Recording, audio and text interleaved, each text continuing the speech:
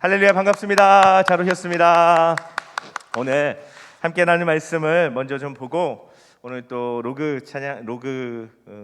중창단이 준비한 스펙타클한 특송 영상을 함께 보도록 하겠습니다. 함께 나눌 말씀 보겠습니다. 오늘 함께 나눌 말씀은 사무엘상 14장 24절에서 35절까지의 말씀을 함께 보도록 하겠습니다. 사무엘상 14장 24절에서 35절 한 절씩 교독하도록 하겠습니다. 제가 먼저 읽을게요.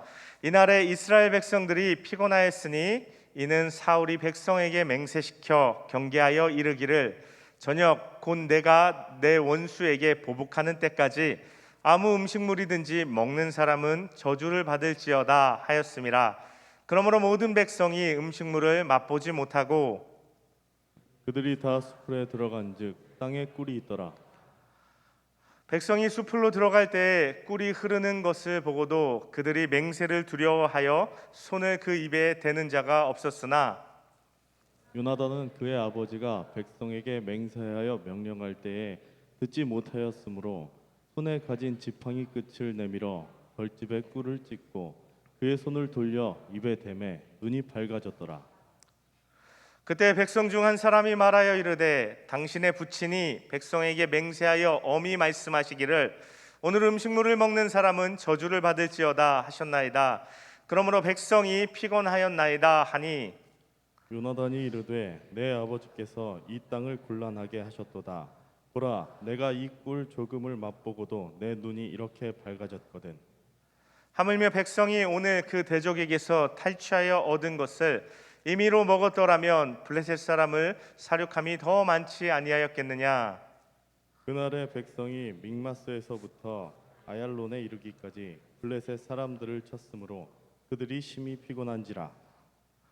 백성이 이에 탈취한 물건에 달려가서 양과 소와 송아지들을 끌어다가 그것을 땅에서 잡아 핏째 먹었더니 무리가 사울에게 전하여 이르되 보소서 백성이 고기를 핏째 먹어 여호와께 범죄하였나이다. 사울이 이르되 너희가 믿음 없이 행하였도다. 이제 큰 돌을 내게로 굴려오라 하고 또 사울이 이르되 너희는 백성 중에 흩어져 다니며 그들에게 이르기를 사람은 각기 소와 양을 이리로 끌어다가 여기서 잡아먹되 핏째로 먹어 여호와께 범죄하지 말라 하라 하매 그 밤에 모든 백성이 각각 자기의 소를 끌어다가 거기서 잡으니라. 사울이 여호와를 위하여 제단을 쌓았으니 이는 그가 여호와를 위하여 처음 쌓은 제단이었더라. 아멘. 네, 시간 로그 중창단 특송 함께 듣도록 하겠습니다.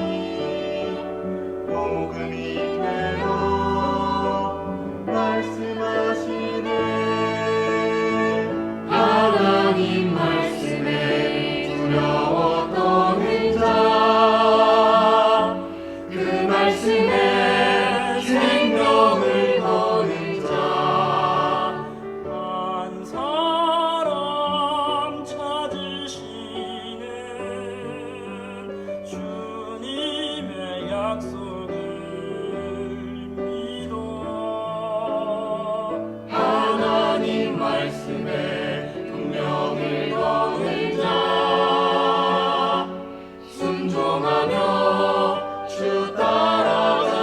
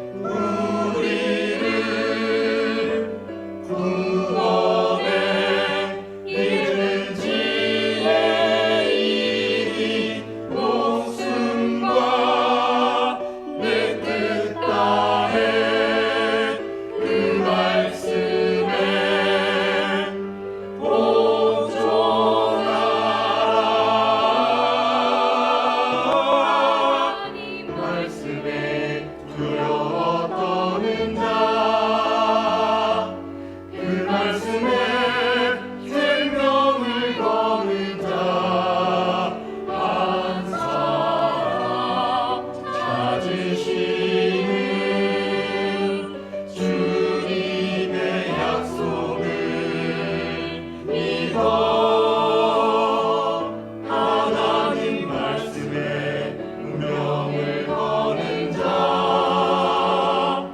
순종하며 주 따라가는 자 영원한 하나님 나라 이어갈 주의 교회요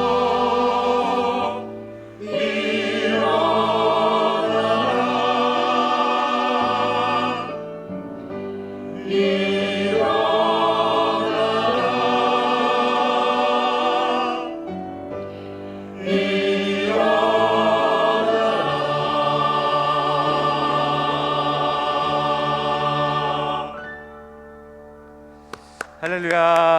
하나님, 우리 로그 중창단의 찬양을 받아주십시오. 하나님, 함께 올려드리는 우리 마음의 찬양도 받아주시옵소서. 그리고 이곳에 임하여 주시옵소서. 하나님, 이 시간 함께 하실 것을 믿습니다. 아멘. 수고하신 로그 중창단 감사를 드립니다. 늘 준비해 주시는 특송으로 더 우리에게 풍성한 은혜를 경험할 수 있도록 해주셔서 참으로 감사드립니다. 오늘 이 시간에는 함께 읽은 이 사무엘상 14장 24절에서 35절 말씀으로 찬물 아니고 냉수라는 제목으로 하나님 주신 은혜를 나눠보도록 하겠습니다.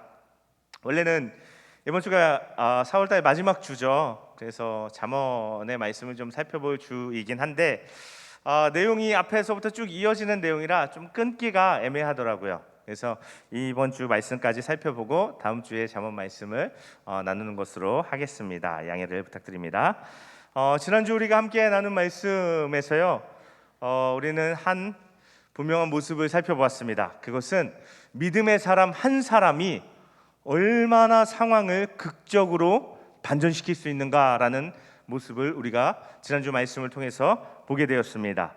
23절의 말씀 잠깐 보면요, 23절에는 이런 말씀이 있어요. 그래서 오늘 본문 바로 앞에 지난주 나눈 말씀에 이제 그 결론 같은 말씀을 보면 여호와께서 그날에 이스라엘을 구원하심으로라고 되어 있는데, 저는 여기에 여호와께서 그날에 요나단을 통해서 이스라엘을 구원하심으로라고 말하고 싶어요. 요나단이란 한 사람을 통해서 하나님께서 놀랍게 그 구원과 전쟁의 반전을 이루어내셨습니다. 그래서 블레셋 군대는 23절의 뒷부분의 말씀처럼 벳아웬이라는 곳으로 도망쳤습니다. 이제는 전쟁이고 뭐고 살아서 자기들의 원래 있던 이제 지역으로 자기네 나라로 돌아가는 것에 이제 급급해하기 시작했습니다. 그래서 이제 믹마스라는 곳에서 원래 전쟁을 이렇게 했었죠.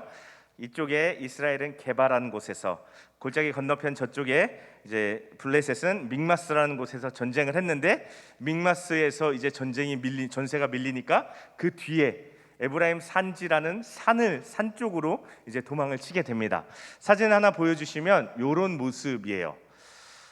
이게 제가 잘 보일지는 모르겠는데 구글어스에서 제가 캡처를 했는데, 가운데 보면 골짜기가 쭉 보이잖아요, 그렇죠? 그 다음에 맨 아래쪽에 노란 점 2개 찍혔잖아요. 이쪽이 이스라엘 진영이고 저쪽이 블레셋 진영이었던 거예요. 그러니까 요나단이 내려가서 기어 올라간 골짜기가 저런 모습이었구나라고 생각하면 돼요. 그리고 이쪽 편에 이 두 번째 점, 저기가 믹마스예요. 반대쪽으로 이쪽 편에 두 번째 점, 저기는 게바였던 거예요. 그리고 이쪽 편에 세 번째 노란 점, 저기가 이제 벳아웬이라는 장소였습니다. 더 지대가 높은 걸 산지라는 것을 확인해 볼 수 있겠죠. 그래서 이런 지형 가운데 전쟁이 벌어지고 지금 이렇게 블레셋이 이렇게 도주를 하고 있다라는 것을 좀 머릿속에 그리면서 산 쪽으로 도망가고 있구나라는 걸 좀 머릿속에 떠올리면서 오늘 말씀을 이해하면 좋을 것 같습니다. 이제 막 둘이서 이제 두 대군이 군사가 전쟁을 딱 벌이다가 한쪽이 밀려버리면, 우리 영화에서 주로 많이 봤죠. 이 밀리는 쪽은 이제 뭐 전열을 갖춰서 도망가는 게 아니라 각자 흩어져서 살려고 뿔뿔이 도망가는 모습을 우리가 보게 되잖아요. 블레셋이 지금 그런 상황이에요. 그러니까 이스라엘은 쫓아가서 추격해서 이삭 줍듯이 이렇게 잡아서, 조금 표현이 그렇지만 죽이면 이제 블레셋을 다 완전히 격파할 수 있는 그런 상황이 벌어졌었던 것입니다. 하나님께서 이 전 상황에서는 어떻게 이렇게 많은 사람이 한 번에 몰려와서 이스라엘을 박살낼 것 같은 그런 모습이었는데, 사실 상황이 뒤집히고 보니까 하나님께서 한 번에 블레셋의 문제를 해결해 주시기 위해서 모아주신 것처럼 상황이 바뀌게 된 거예요. 이 블레셋을 완전히 격파하고 이후로는 이제 이스라엘이 이 블레셋으로부터 자유롭게 되어 수 있는 그런 상황이 지금 펼쳐진 것입니다. 자, 그러면 이제 그런 앞에서 읽어보았던 23절에 이어지는 오늘 본문의 말씀은 당연히 신나고 뭔가 생기가 있고 막 활기가 넘치는 이런 말씀이 이어져야 될 것 같은 분위기예요. 그런데 24절의 말씀에 보면요, 뭔가 좀 분위기가 이건 아닌데, 이상한데 라는 걸 느낄 수 있습니다. 함께 읽어 보면요, 이날에 이스라엘 백성들이 피곤하였으니 이는 사울이 백성에게 맹세시켜 경계하여 이르기를 저녁 곧 내가 내 원수에게 보복하는 때까지 아무 식물이든지 먹는 사람은 저주를 받을지어다 라고 얘기한 거예요. 맨 앞에 보니까 일단 뭐라고 됐어요? 이날에 이스라엘 백성들이 피곤하였으니 라고 얘기하고 있어요. 전쟁을 엄청나게 이기고 블레셋이 도망가는데 이날 이스라엘이 그래서 큰 승리를 거뒀다, 막 신났다, 이게 아니라 피곤하였으니 라는 말이, 뭔가 어두운 말이 이어지고 있었던 것입니다. 그리고 그 바로 뒤에는 그 이유가 나오죠. 왜 이스라엘 백성들이 피곤했대요? 하루 종일 이렇게 전쟁을 치렀는데 사울이 어떻게 한 거예요? 오늘 우리가 우리 적에게 다 복수할 때까지 아무 누구든지 뭐라도 먹기만 하면 저주받을 줄 알아 라고 백성들한테 맹세를 시켰던 거예요. 그러니까 이 사람들이, 이 이스라엘 군사들이 한낮 동안 그렇게 블레셋을 쫓아가면서 전쟁을 하지만 아무것도 먹지를 못한 거예요. 25절의 말씀에 보면요, 이런 말씀이 나옵니다. 그들이 다 수풀에 들어가는데 땅에 꿀이 있었어요. 26절에 보면 이 꿀이 막 흘러 넘치고 있어요. 근데 이스라엘 백성들이 이 꿀을 먹을 수 있어요, 없어요? 못 먹는 거예요. 왕이 저주로 맹세를 했기 때문에 감히 그 꿀에 막 꿀이 막 흘러가지고 떨어지고 있었을 거예요. 근데 그 꿀을 감히 먹을 수 있는 사람이 없었던 거예요. 피곤할 때 이 꿀이라는 게, 특히 우리가 피곤할 때 단 거 먹으면 순간적으로 확 올라오잖아요. 각성이 되잖아요. 이 이스라엘이 그토록 피곤할 때 이 꿀을 먹었으면 얼마나 진짜 완전히 꿀이죠. 근데 그걸 못 먹게 된 상황이 지금 벌어진 것입니다. 그런데 그때 또 뜻밖의 상황이 벌어집니다. 27절의 말씀에 보면요, 이런 일이 벌어져요. 요나단은 그의 아버지가 백성에게 맹세하여 명령할 때에 듣지 못하였으므로 손에 가진 지팡이 끝을 내밀어 벌집의 끝 꿀을 찢고 그의 손을 돌려 입에 대매 눈이 밝아졌더라 라는 말씀이에요. 뭐 길게 써 있지만 무슨 얘기예요? 요나단이 벌집을 본 거예요. 꿀이 막 흐르고 있어요. 그래서 어떻게 해요? 자기가 가지고 있는 막대기로 꿀을 찍어서 먹었다는 거예요. 사울이 먹으면 저주를 받을 거라고 얘기했는데 사울의 아들인 요나단이 지금 꿀을 먹고 있는 거예요. 왜 그랬죠? 사울이 맹세를 시킬 때 그 자리에 요나단이 없었던 거예요. 아마도 뭐 전쟁터에 나가 있었겠죠. 그래서 의도하지 않게 자기 아버지의 저주 맹세를 아들이 깨버리게 된 이런 상황이 벌어집니다. 근데 문제는 그 모습을 백성들이 다 보게 되었다는 거예요. 28절에 보면 이런 말씀이 이어지죠. 그때 백성 중 한 사람이 말하여 이르되 당신의 부친이 백성에게 맹세하여 엄히 말씀하기를 오늘 음식물을 먹는 사람은 저주를 받을지어다 하셨나이다. 그러므로 백성이 피곤하였나이다 라고 얘기했다는 거예요. 지금 이 사람이 왜 요나단한테 이 얘기를 하는 걸까요? 당신의 아버지가 이거 뭐든지 먹으면 저주받는다 그랬는데 당신 먹었으니까 당신 이제 저주입니다, 이 얘기를 하고 싶었던 걸까요? 아니에요. 그 뒤에 있는 말에 포인트가 있는 거예요.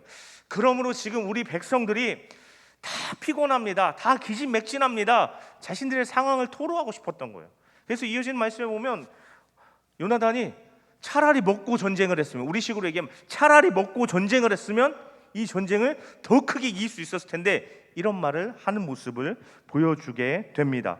그래서 그 사람들, 그 이후에 31절의 말씀을 보면요, 지금 이스라엘 사람들이 어떤 상황에 처했는지를 31절 말씀이 분명하게 드러내고 있어요. 그날의 백성이 믹마스에서부터 아얄론에 이르기까지 블레셋 사람들을 쳤으므로 그들이 심히 피곤한지라 라고 돼 있어요. 이걸요 우리가 믹마스가 어딘지 아얄론이 어딘지 이게 무슨 얘기인지 싶어서 잘 안 와닿을 수 있어요. 사진 또 하나 보여주시겠어요? 두 번째 사진을 보면요, 좀 확대시켜 주시면 이게 전체 이스라엘의 모습인데 가운데 지역에서 지금 전쟁을 하고 있는 거예요. 베냐민이라고 쓰여진 부분으로 좀 당겨 주세요. 네, 좀 이동시켜 주시고 좀 당겨 주시면 좋을 것 같아요. 베냐민이라고 빨간 글씨 있는 쪽을 좀 더 확대해 주시면 좋을 것 같은데요. 네, 잘 안 돼요.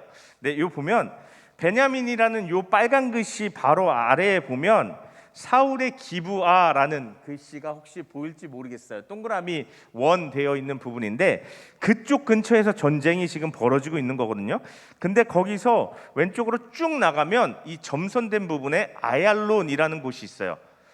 그러니까 여기서부터 지금 사울의 기브아 근처에서 아얄론이라는 이 장소까지 전쟁을 벌이고 있었던 거예요.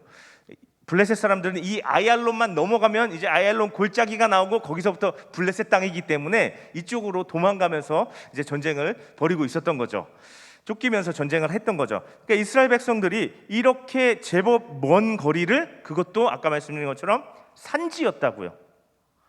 산악지형을 이렇게 제법 먼 거리를 쫓아가면서 전쟁을 한 거예요. 그러면 평지에서 그냥 전쟁을 해도 하루 종일 전쟁을 하면 기진맥진할 텐데 산지를 먼 거리를 쫓아가면서 전쟁을 했으니 얼마나 피곤했겠냐는 거죠. 그 정도로 이스라엘 백성들이 지금 피곤했다는 거예요. 이러한 이스라엘 백성들의 상황이 그 다음 이어지는 말씀의 배경이 됩니다. 32절의 말씀에 보면 이런 말씀이 이어지는 거예요. 백성이 이에 탈취한 물건에 달려가서 양과 소와 송아지들을 끌어다가 그것을 땅에서 잡아 피채 먹. 우리 머릿속에 어떤 장면이 떠오르죠? 막 사람들이 양과 소에 막 달려들어갖고 칼로 이걸 잡고 막 바로 막 뜯어서 먹는 듯한 이런 모습이 우리 머릿속에 그려지죠. 자, 이스라엘 백성들이 이 자기들이 잡아온 이 짐승들을 피째 먹기 시작합니다. 그런데 여기 보면 백성이 탈취한 물건에 달려가서라고 말하는데 여기서 달려간다는 게 그냥 어느 정도 이런 느낌이 아니라 매나 독수리가 하늘에 있다가 먹잇감을 발견하고 쏜살같이 내려서 확 잡아채는 듯한 그런 의미인 거예요. 그러니까 백성들이 그만큼 아주 득달같이 이 짐승들에 달려들어서 급하게 잡아먹었다는 것을 드러내는 표현인 것입니다. 정확한 시간을 언급하고 있진 않아요. 근데 백성들이 언제 이 짐승들을 잡아먹었을까요? 사울이 저주할 때 뭐라고 저주했죠? 언제까지 먹지 말라 그랬죠? 저녁 때까지 먹지 말라 그랬어요. 사울의 저주가 무서워서 하루 종일 아무것도 안 먹었다고요.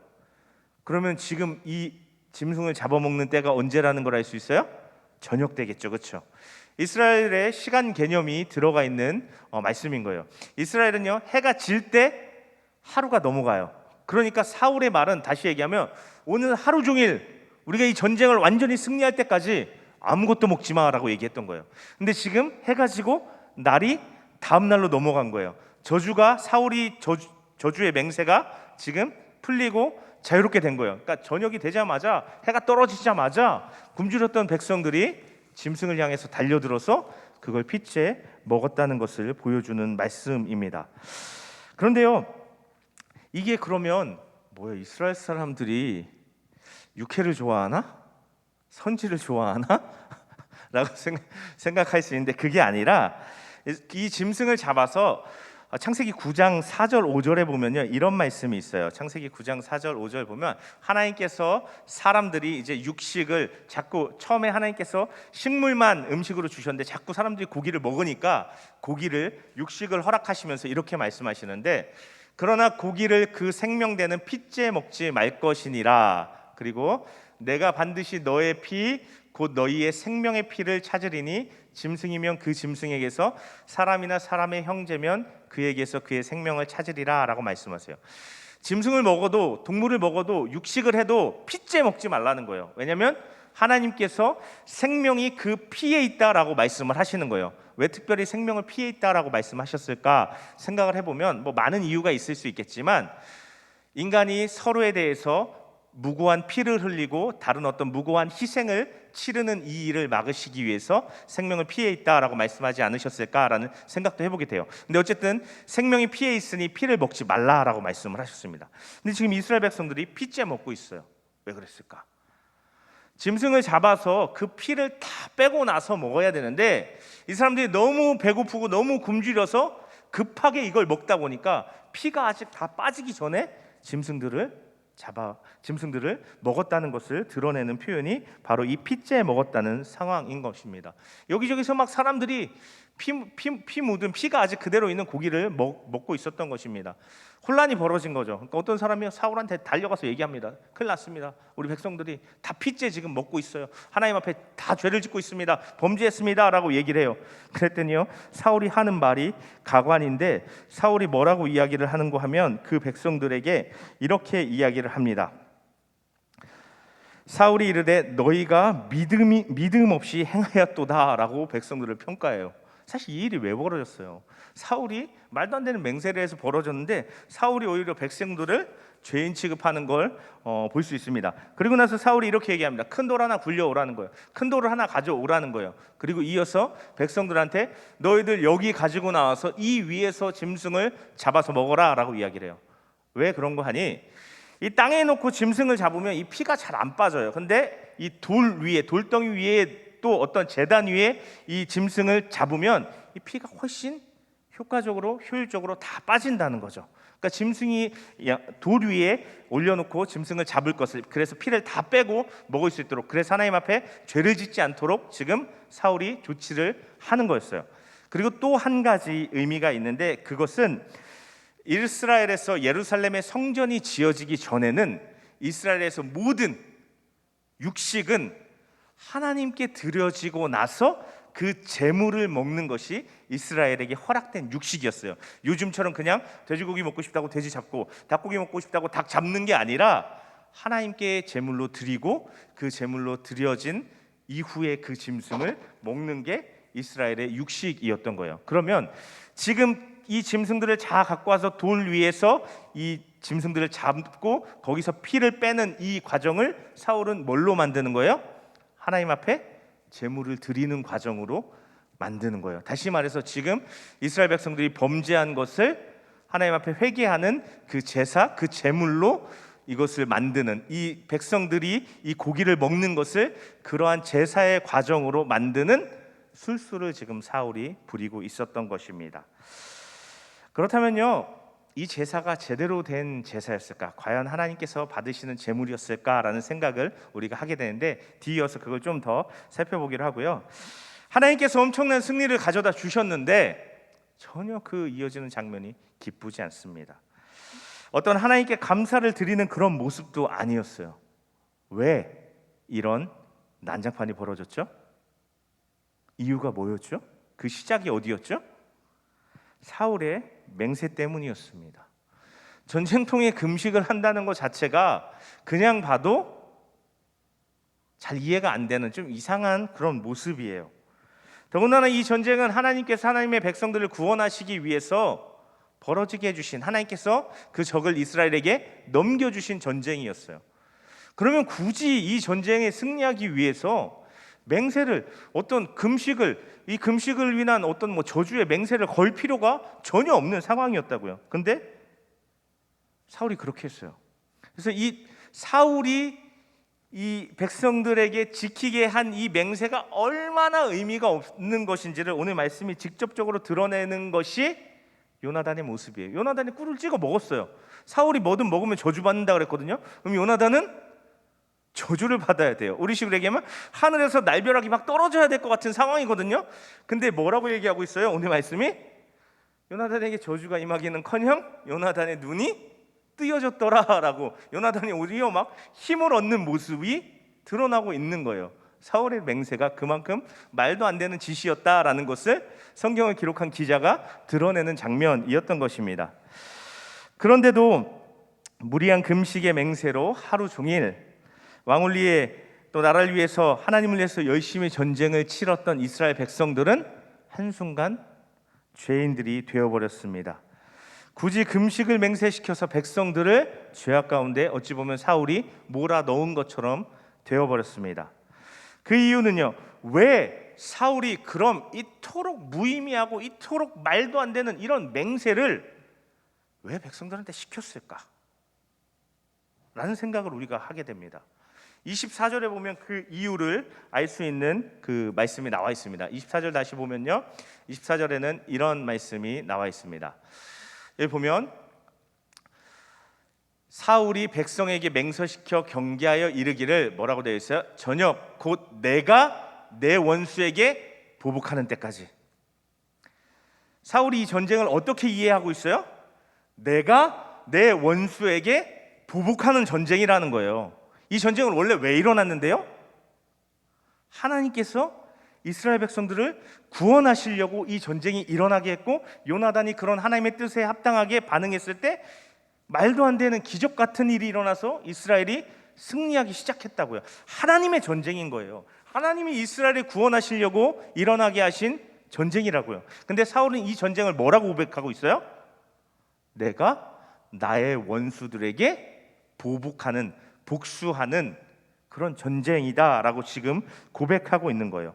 하나님의 전쟁을 자신의 전쟁으로 만들고 있어요. 하나님의 일을 나의 일로 만들고 있는 거예요. 그러면서 개인적인 욕심으로 원수를 갚고 싶고 보복을 하고 싶기 때문에 이거 반드시 이기고 싶은 거예요. 그러니까 금식이라는 거 우리가 성경에서 한 번쯤 봤잖아요. 그리고 우리가 교회 다니다 보면 가끔 금식기도 얘기 들어봤잖아요. 뭐예요?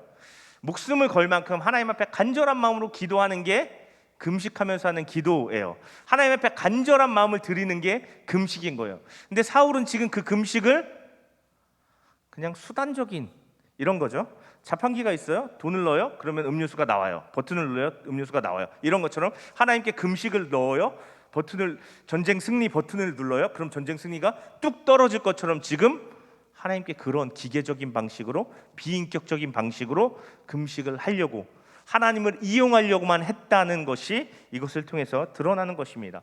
그리고 정작 그런 하나님 기뻐하시지도 않는 금식을 시키면서 백성들한테 뭐라고 얘기해요? 저주야. 이거 음식 먹으면 하나님이 저주할 거야 라고 그런 말로 백성들을 옴짝달싹 못하게 묶어버리는 거예요. 자기가 복수하고 자기가 원한을 갚는 이 일을 위해서 하나님도 이용하고 백성도 이용하려고 하는 모습이 지금 드러나는 것이 바로 이 사울의 모습이라는 것입니다. 그로 인해서 하나님께서 이렇게 큰 구원을 베풀어 주셨는데 그것에 제단을 쌓으면 그것에 감사하고 막 기뻐하고 찬양하고 이런 제단, 이런 제사를 하나님께 드려야 되는데 백성들이 죄를 지어서 하나님 앞에 죄를 용서받기 위한 그런 제단, 제사를 지금 진행할 수밖에 없었다는 것입니다. 이 모습을 보면, 그리고 얼마나 그 하나님께 드리는 그 속죄의 제사가 진심이 있었는가 싶은 생각도 하게 되죠. 이것 또한 전쟁에 이기기 위해서 그냥 하나님을 달래는 것처럼 하는 모습이었을 거라는 것을 짐작해 볼 수 있습니다. 왜냐하면 사울이 쌓은 이 제단, 이 제사에 대해서 사울이 제단을 쌓았더라 하고 그 이후에 아무 말씀도 없어요. 성경에서 하나님 앞에 제단을 쌓았을 때 아브라함이, 노아가, 또 그 밖에 어떤 사람들이 제단을 쌓았을 때 거기서 제사를 드리면 하나님께서 기뻐하시고 그 제사를 받으셨고 그 제물을 받으시고 뭐 이런 말들이 하나님의 반응이 이어지는데, 오늘 이 부분에서는요, 끝, 제단을 쌓았더라, 끝, 하나님의 반응 없고 하나님의 어떤 말씀 없고 침묵, 다음 순간으로 넘어가는 그런 모습을 보여주고 있는 것입니다. 어떤 긍정적인 언급도 없어요. 하나님께서 받으시지 않으셨다는 거죠. 이렇게 대충 또 제단을 쌓아서 죄의 문제를 해결한답시고 해결하고 나서 이후에 보여주는 사울의 모습, 야 우리 밤새도록 이제 블레셋 다시 쫓아가서 블레셋 다 무너뜨리자라고요. 백성들이 왕이 원하시는 대로 하십시오 하는데 그때 갑자기 제사장, 하나님께서 버린 제사장 가문의 제사장, 사울이 가까이 지내던 그 사람이 나와서 우리 하나님께 뜻을 물어봅시다 해요. 사울이 그냥 나가서 전쟁하면 되는데 또 그 말을 듣고 혹해서 하나님의 뜻을 물어보는데 설상가상 하나님이 아무 대답 안 하세요. 그러면 어떻게 해야 돼? 하나님께서 뭔가를 기뻐하시지 않는가 보다, 나에게 어떤 문제가 있는가 보다, 오늘 맥락에서 그렇게 생각해야 되는데 이제 이번엔 사울이 또 어떻게 생각해요? 누가 분명히 죄 지었구만. 누가 분명히 내가 금식하라 그랬는데 뭐 먹었네. 야, 누군지 나와, 다 나와, 모여. 제비뽑기예요. 백성들하고 자기하고 자기 아들, 자기 가문 뽑았는데 자기 집이 뽑혀요.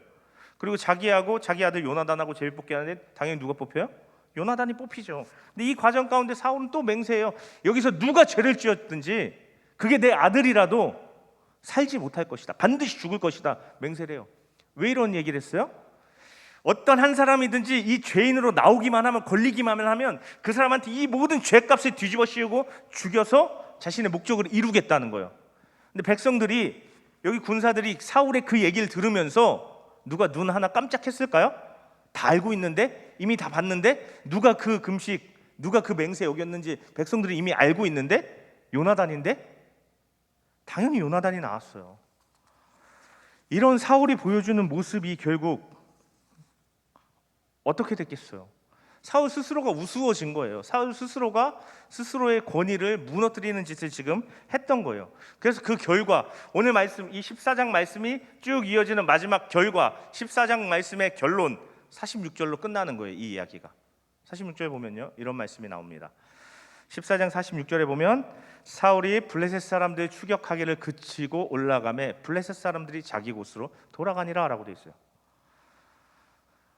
사울이 하나님의 뜻을 물어봤는데 하나님이 대답을 안 하세요. 더군다나 문제가 있을 것 같아서 죄인을 뽑았는데 자기 아들이 나왔어요. 무슨 면목이 있어서 이 전쟁을 이어나가겠습니까? 사울이 그러니까 여기서 전쟁을 멈춰버립니다. 그리고 블레셋 사람들은 자기네 나라로, 자기네 곳으로 다 돌아가 버려요. 잠시 잠깐 전쟁이 끝난 것 같죠. 근데 이 완전히 끝내지 못한 이 전쟁이 결국 사울에게 비수로 돌아옵니다. 우리가 사무엘상을 쭉 읽어보면 사무엘상 마지막 장면에 사울이 다시 쳐들어온 블레셋과의 전쟁에서 비극적으로 죽어가는 모습을 발견하게 되는 거예요. 이때 해결하지 못했기 때문에 그런 비극을 맞이할 수밖에 없었다는 것입니다. 14장 후반부는 이렇듯 전쟁도 실패하고 백성들로부터의 권위와 신뢰도 상실하고 자기가 왕인데 오히려 자기 아들이 더 드러날 수밖에 없는, 더 백성들의 신임을 받는 그런 사울의 총체적인 난국을 보여주는 것이 바로 14장의 후반부의 말씀인 것입니다. 왜? 오늘 설교의 제목은요, 찬물보다 냉수, 찬물 아니고 냉수입니다. 제가 이 설교 제목을 정하면서 이런 우리나라 말이 생각났어요. 뭐 찬물을 끼얹는다, 어떤 일이 잘 되고 있는데 거기다 찬물을 확 끼얹어 버리는 건 그 일을 다 된 일을 망치는 것 같은 행동을 가리키는 거죠. 지금 사울의 모습이 찬물 같은 거예요. 하나님께서 이루시고 하나님께서 행하시는 어떤 그 일이 다 돼가는데 갑자기 찬물을 덮어버린 거예요. 하나님의 일을 망쳐버린 거죠. 사울은 하나님의 일에서 찬물과 같은 사람이 되었습니다. 그것은 하나님께도 마찬가지고 이스라엘 백성들에게도, 자기 백성들에게도 마찬가지였어요. 찬물이었어요. 전쟁의 분위기 갑분싸 식어버리고 그대로 전쟁이 그냥 끝나버렸어요. 자, 그럼 냉수는 뭘까요? 잠언 25장 13절의 말씀을 보면요, 이런 말씀이 있습니다. 잠언 25장 13절, 충성된 사자는 그를 보낸 이에게 마치 추수하는 날에 얼음 냉수 같아서 능히 그 주인의 마음을 시원하게 하느니라 하는 말씀입니다. 이 말씀에서 냉수는, 얼음 냉수는 하나님의 마음을 시원하게 해드리는 그런 사람을 비유해서 가리키는 표현입니다. 오늘 본문의 말씀에서 보면 지난주부터 오늘까지 이어진 말씀에 보면 요나단 같은 사람이 그런 사람이겠죠. 저와 여러분이요, 하나님과 그분이 이루시는 일들에 찬물이 아니라 얼음 냉수와 같은 사람들이 될 수 있기를 간절히 바라고 축복합니다. 그런데 이 25장 13절을 우리가 좀 더 자세히 주의 깊게 들여다봐야 하는 것은 어떤 사람이 그런 냉수와 같은 사람, 어떤 사람이 하나님을 시원하게 해드리는 사람인가라는 것을 잠언 25장 13절의 말씀을 통해서 알아봐야 된다는 거예요. 25장 13절 말씀 다시 한번 보여주시면 어떤 사람을 얼음 냉수와 같은 사람이라고 이야기하고 있죠? 충성된 사자. 사자는 하나님께서 보내신 사람이겠죠. 하나님께 충성된 사람이 하나님 앞에 얼음 냉수 같은 사람이다라고 말하고 있는 거예요. 얼음 냉수와 같은 사람은 충성된 사람이다라고 말씀하고 있는 거예요. 자, 그러면요, 여기서 하나님 앞에 충성된 사람이 되어야 되는구나라는 것을 우리가 생각하게 되는데, 제가 좀 이따 얘기할 거 미리 말했네요. 충성이라는 건요. 충성이라는 말을 들으면 충성이라는 말에는 한 가지 전제가 깔려 있어요. 충성이란 말에는 충성은 그 대상이 있어야 성립되는 말인 거죠. 대상이 없는데 충성, 누구한테 충성하냐는 거죠. 충성에는 대상이 필요하고 대상이 전제되어 있습니다. 그렇다면 어떤 사람이 성경이 말하는 충성된 사람이겠습니까? 당연히 하나님께 대해서 충성하는 사람이겠죠. 이 충성은요, 내가 누구에게 충성하는가 그 대상과 관련된 표현입니다. 대상과 관련된 대상이 중요한 말이라는 것입니다. 찬물과 냉수의 차이는 그 내면에 누구에게 어떤 대상에게 충성하느냐에 따라서 찬물과 냉수가 갈린다는 거예요. 다된 하나님의 일에 찬물을 끼얹는 이 찬물과 같은 사람인지, 아니면 추수날에 아주 힘을 돋아주고 시원하게 해준 얼음 냉수와 같은 사람인지는 그 마음에 누구한테 충성하는지에 따라서 결정이 된다는 것입니다. 사울은 누구한테 충성했어요? 자기한테 충성했어요. 자기 욕심에 충성했습니다. 요나단은 누구한테 충성했어요? 하나님께 충성했죠. 하나님의 백성들에게 충성했습니다. 나 자신과 나에게 현실적인 유익을 줄 수 있는, 나의 욕심을 채워줄 수 있는 어떤 대상에게 충성할 것인가, 아니면 나를 지으신 하나님, 또 나를 위해서 기꺼이 십자가에 자기 몸을 내어 던져주신 그 예수님께 충성할 것인가가 찬물이냐 냉수냐를 가르게 된다는 것입니다. 예수님의 모습을 살펴보면요, 예수님은 하나님께 충성하셨죠. 그리고 표현이 좀 이상할 수 있지만 예수님은 또 동시에 우리에게도 충성하셨습니다. 무슨 말이지? 우리가 예수님의 충성을 받는다고? 이 충성이요, 더 높은 대상에 대해서는 충성이지만 아랫사람이나 같은 이 동급의 사람들에게는 이 충성이란 말이 신실함으로 번역될 수 있습니다. 예수님은 하나님께 대해서 충성하셨고 우리에 대해서 충성, 다시 말해서 우리에게 대해서 신실한 은혜를 베풀어 주셨다는 것입니다. 우리는 예수님을 통해서 구원함을 얻을 수 있게 됐습니다. 하나님께 대한 충성, 우리에게 대한 예수님의 충성 때문에 말입니다.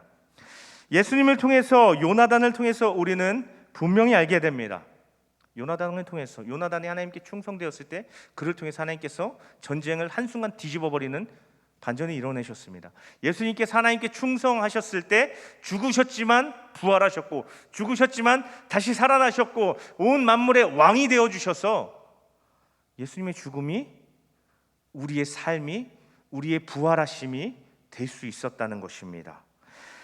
하나님은 당신께 충성하는 사람들을 외면하지 않으신다는 것입니다. 그리고 좀 전에 예수님에 적용해서 살펴봤던 것처럼 하나님은 하나님께 충성하는 사람들에게 하나님도 충성해 주신다는 것입니다. 하나님께 충성된 사람에게 하나님의 신실하신, 변치 않으시고 한결같은 은혜를 베풀어 주신다는 것입니다. 그래서 우리는요, 분명히 기억해야 됩니다.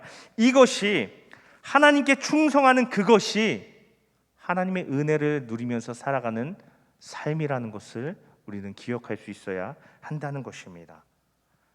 이것을 기억하면 우리 스스로에게 질문해 봐야 됩니다. 나는 누구한테 충성하고 있지? 나는 어떤 대상에 충성하고 있지? 돈에 충성하고 있나? 학점이나 스펙에 충성하고 있나?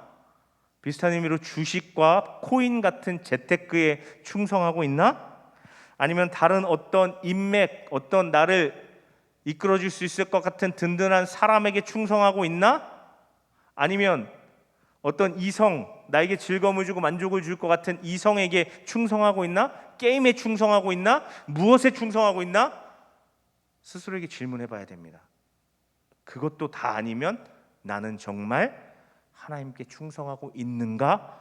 라고 우리 스스로에게 질문해 볼 수 있기를 바랍니다.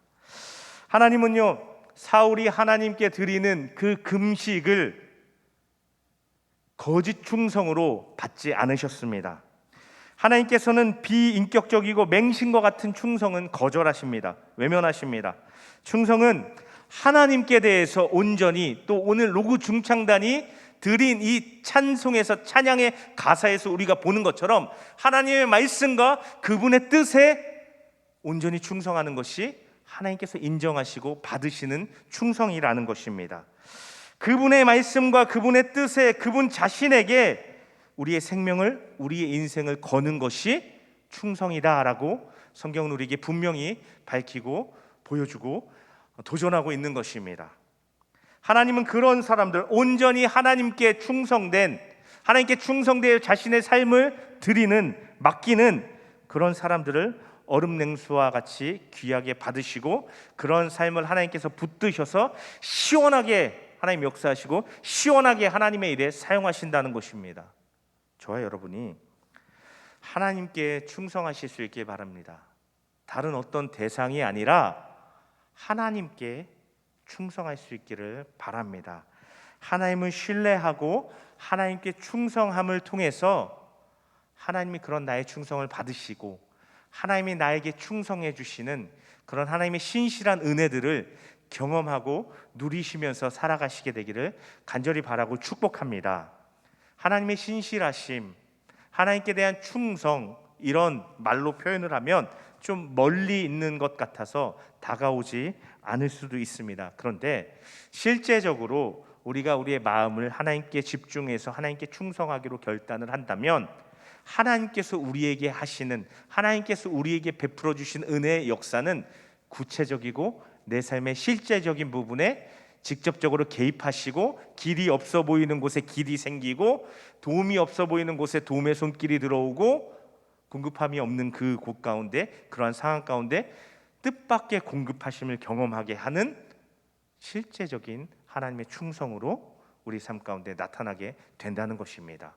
우리가 하나님께 드리는 충성은 추상적인 것처럼 느껴질 수 있습니다. 하지만 마음의 중심을 정해서 하나님께 충성한다면 하나님은 굉장히 실제적이고 구체적인 하나님의 충성, 하나님의 신실하심으로 우리 삶 가운데 채우시는 것을 저와 여러분이 믿고 신뢰하며 경험하실 수 있기를 다시 한번 간절히 바라고 축복합니다. 아멘. 이 시간 우리 잠시 함께 기도하겠습니다. 우리 오늘 들을 말씀으로 함께 기도했으면 좋겠는데요. 먼저 우리 스스로의 모습을 좀 돌아보며 나아갈 수 있길 바랍니다. 하나님, 내가 하나님께 충성하고 있습니까? 하나님, 나는 하나님께 충성된 자입니까? 내 마음에 진짜 충성의 대상이 하나님입니까? 아니면 지금 내가 다른 어떤 것에 충성하고 있진 않습니까? 하나님, 이것을 깨닫게 하여 주시옵소서. 그래서 내가 다른 어떤 것에 충성하고 있다면 그 마음을 하나님께로 돌이키고 하나님께 드려서 하나님께 충성할 수 있는 나의 삶 되게 하여 주시옵소서.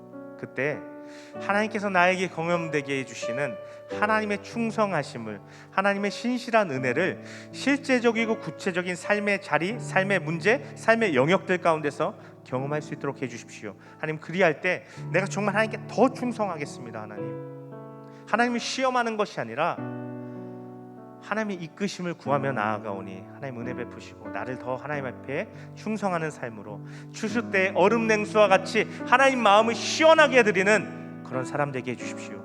나를 통해서 하나님의 일을 이루시고 나를 통해서 하나님께서 원하시는 뜻이 이루어지게 하여 주시옵소서. 그런 하나님 앞에 귀하다, 많은 이들 앞에 귀하다 여김받는 나의 삶으로 이끌어 주시옵소서라고 우리 이 시간 주님 한번 부르고 우리를 돌아보며 하나님의 은혜를 구하며 함께 기도하며 나가겠습니다. 주여, 하나님 아버지 감사합니다. 하나님, 오늘 시간에도 우리를 부르시고 우리를 인도하여 주셔서 하나님의 예배 자리로 나오게 하여 주시고 하나님의 말씀을 듣게 하여 주심에, 말씀으로 은혜 베풀어 주심에 감사를 드립니다. 하나님, 우리는 참으로 자격 없는 자들입니다. 우리는 참으로 하나님 앞에 패역한 자들입니다. 하지만 예수님께서 하나님께 충성하심으로, 또 예수님께서 우리에게 충성해 주셔서 그 신실하신 은혜를 베풀어 주심으로 말미암아서 우리가 그 예수님의 충성, 예수님의 신실하심으로 구원을 얻고 하나님의 자녀가 하나님의 은혜를 얻는, 은혜를 입는 자녀들이 될 수 있었음을 고백합니다. 하나님, 오늘 말씀 가운데 우리는 충성이라는 도전을 경험하게 됩니다. 충성이라는 단어가 우리에게 던지는 도전과 마주하게 됩니다. 하나님, 나는 누구에게 충성하고 있습니까? 나의 삶은 하나님께 찬물입니까? 냉수입니까? 나의 삶을 돌아보게 하여 주시옵소서. 내가 지금 쫓아가고 있고, 내가 지금 마음에 품고 있고, 내가 원하고 내가 이루기를 원하는 것들이, 내가 추구하는 것들이 무엇입니까? 그것이 하나님을 향한 것입니까?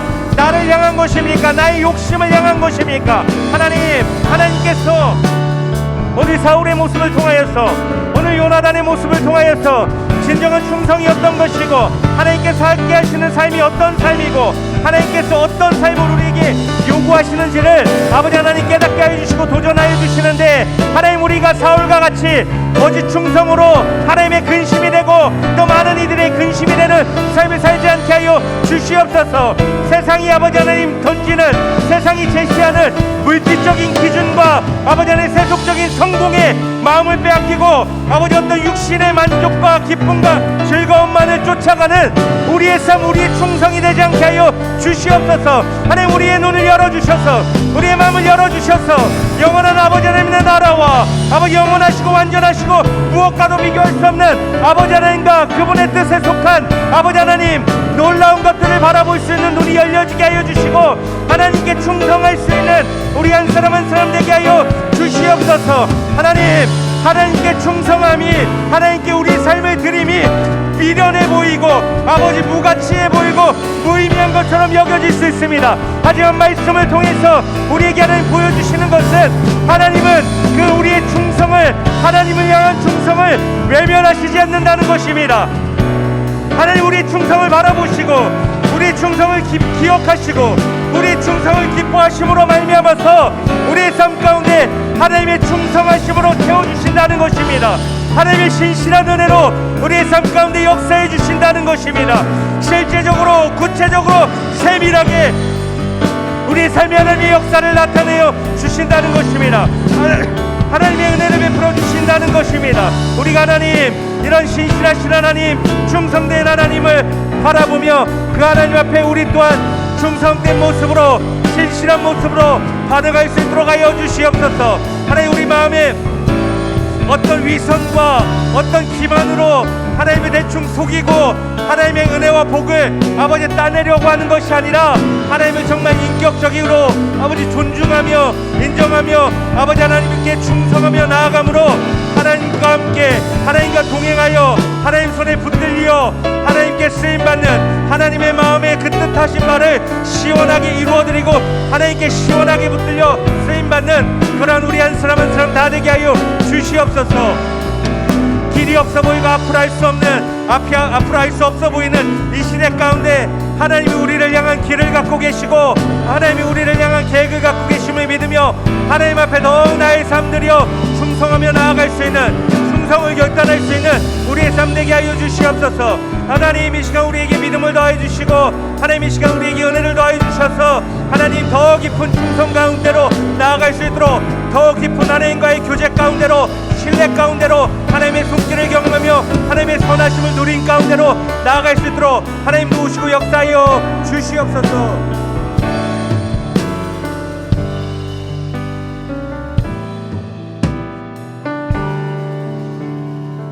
하나님, 성경에 많은 사람들, 또 역사 속에 많은 사람들, 하나님의 길을 걸어갔던 그 많은 사람들 중에 단 한 사람도 길을 잃은 사람이 없었음을 우리가 보게 됩니다.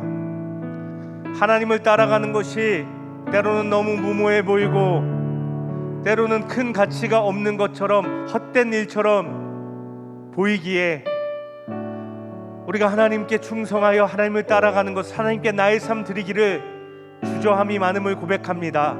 하지만 오늘 말씀을 통해서 또 우리 예수님께서 십자가에서 보여주신 것과 같이 하나님을 따르며 하나님께 충성되이 헌신하여 그 삶을 드린 자 그 누구도 하나님 외면치 않고 그 누구도 수치 가운데 머무르게 하지 않으셨다는 것을 우리에게 다시 한번 깨닫게 하여 주시옵소서. 하나님은 하나님을 향한 충성을 기쁘게 추수철에 목마름의 무더움의 때에 얼음 냉수와 같이 반갑고 즐겁게 받으신다 말씀하십니다. 우리가 그 하나님께 충성할 수 있는 자 되게 하여 주시옵소서. 다른 어떤 것 아닌 하나님께만 충성하는 자 되어서 우리를 향해 예비하신 하나님의 충성하심, 하나님의 신실하신 은혜를 삶의 문제 한순간 한순간 헤쳐나가야 되는 우리의 현실 가운데 경험할 수 있도록 하나님 우리를 붙들어 주시고 인도하여 주시옵소서. 하나님의 선하심으로 하나님이 우리의 엉덩이를 발로 차면서 충성을 요구하는 것이 아니라 하나님 선하심으로 십자가에 베풀어 주신 그 사랑으로 우리의 날마다의 삶 가운데서 베풀어 주시는 세밀하고 따스한 보살핌의 손길로 우리를 더 깊은 충성함 가운데로 인도하여 주시옵소서. 그것을 통하여서 우리가 하나님을 더 깊이 경험할 수 있는 은혜와 역사의 통로로서의 충성으로 나아갈 수 있도록 하여 주시옵소서. 충성함을 통해서 하나님을 더 깊이 만나고, 충성함을 통해서 하나님을 더 깊이 알아가고, 충성함을 통해서 하나님을 더 깊이 누리며 하나님께 더 붙들려 쓰임받는 귀한 우리 모든 청년들의 삶 다 되게 하여 주시옵소서. 하나님 오늘도 이곳 가운데 찾아와 주셔서 우리 청년들 한 사람 한 사람의 마음을 만져주시고 위로해 주시고 붙들어 주시고 하나님의 은혜를 경험하게, 그 은혜로 더 깊은 은혜로 이끌어 주심을 경험하는 우리 청년들 다 되게 하여 주시옵소서. 예수님의 이름으로 축복하며 간절히 기도 올려드립니다. 아멘.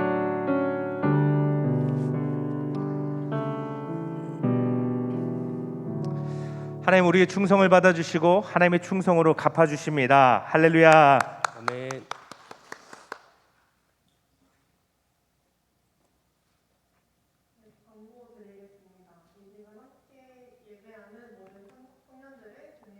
축복합니다. 예배를 통해 주시는 공급하심을 경험하시기 바랍니다. 코로나19 확산세가 다시 커지는 상황입니다. 확진자 감소를 위해 방역에 최선을 다해 주시기 바랍니다. 역종교회는 성도님의 건강과 지역 사회의 안녕을 위하여 방역에 최선을 다하고 있습니다. 교회에 오실 때는 마스크 착용, 손 세정, 열 체크, 교인증 확인 및 출입 명부 작성, 사회적 거리 두기는 항상 기본입니다.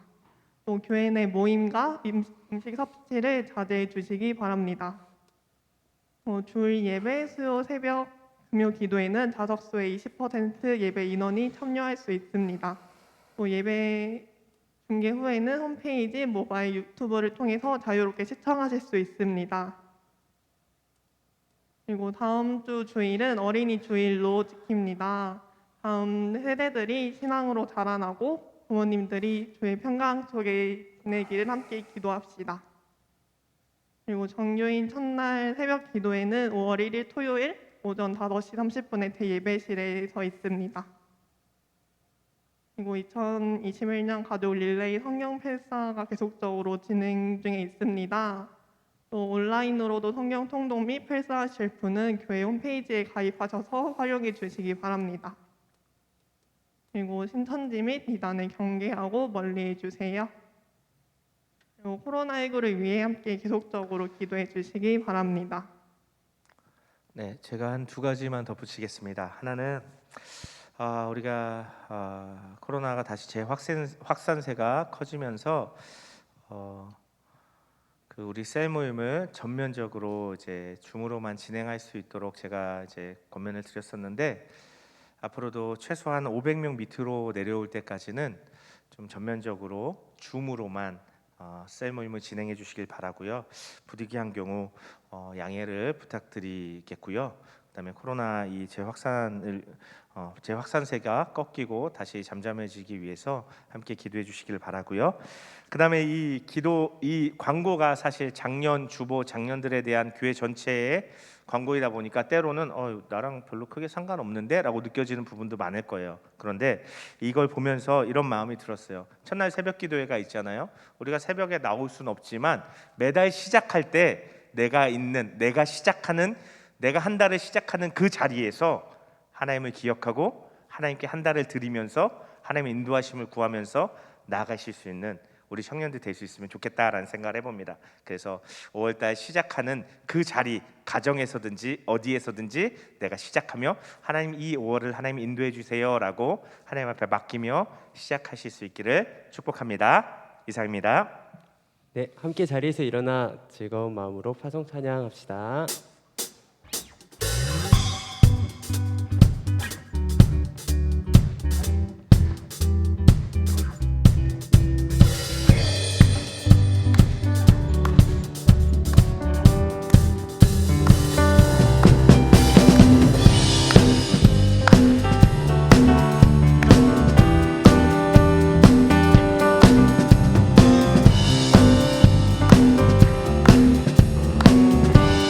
함께 찬양합시다. 주 따르며 지나온 순간에 승리와 수많은 실수 그 안에 새겨진 의미를 보내 저 하늘이 무지개 천국에 승리와 언약의 증거 언제나 주와 함께 하시네. 벅찬 가슴으로 더 큰 목소리로 터질 것 같은 기쁨과 감격을 노래하라. 하늘을 외치며 대지는 춤추네. 주가 행하신 위대한 일 모두 찬양하라. 함께 찬양합시다. 기뻐하며 노래하라. 주 여기 계시네.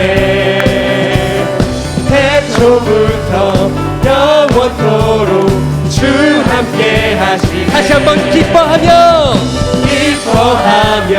노래하라. 주 여기 계시네. 태초부터 영원토록 주 함께 하시네. 함께 찬양합시다. 벅찬 가슴으로 더 큰 목소리로 터질 것 같은 기쁨과 감격을 노래. 함께 찬양합시다. 하늘을 외치며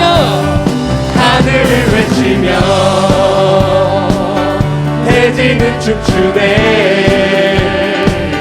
주가 행하신 위대한 일 모두 찬양하라. 마지막으로 벅찬 가슴으로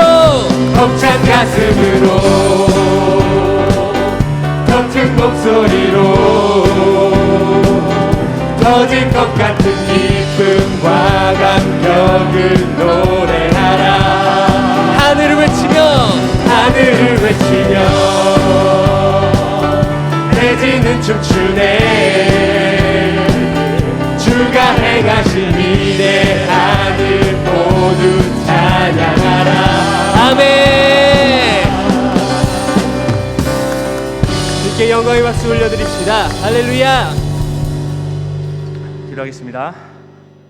제가 그냥 짧게 기도하고 축도하도록 할게요. 오늘은 하나님 감사합니다. 우리 청년들의 삶 가운데 늘 함께하여 주시고 하나님 변치 않는 은혜를 베풀어 주심에 감사를 드립니다. 특별히 한 주간 또 시험 기간 고생하고 힘쓴 우리 청년들 함께하여 주시고 더욱 은혜 베풀어 주시고 다음 한 주 아직 끝나지 않은 시험과 많은 과제들을 또 감당하는 청년들에게 더욱 함께하여 주시옵소서. 또 직장생활 가운데 또 많은 대인관계 가운데 처리해야 될 업무 가운데 늘 치이고 고생하는 우리 직장인 청년들 함께하여 주시옵소서. 또 미래에 대한 꿈을 품고 시험을 준비하고 여러 가지 미래를 준비하는 취업을 준비하는 우리 청년들 가운데도 늘 지치지 않도록 하나님 함께하시고 붙들어 주시옵소서.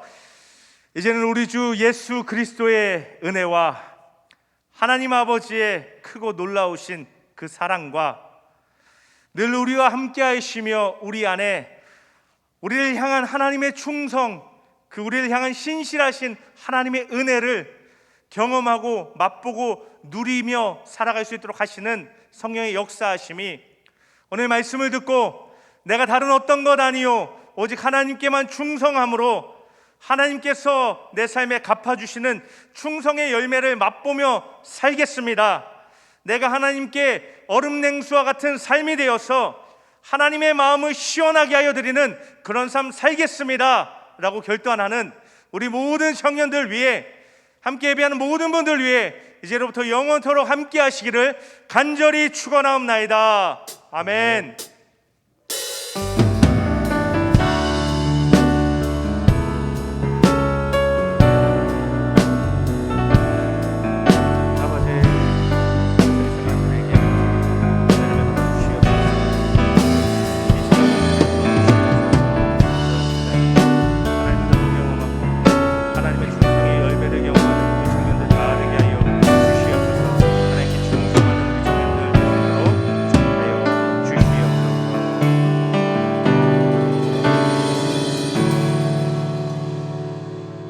할렐루야. 한 주도 승리하시기